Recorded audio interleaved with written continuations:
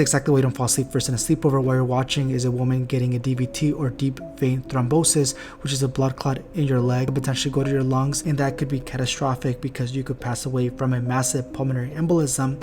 So what happens is that a blood clot is formed either because you're immobile, you had recent surgery, you have inflammation there, you have an infection, or you have other risk factors such as cancer, or you're a chronic smoker, and as well as obesity.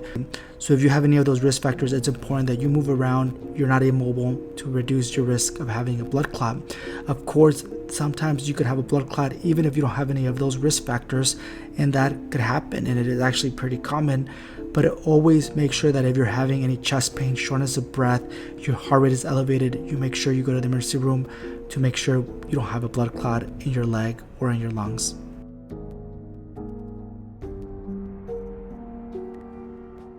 That's pretty wild.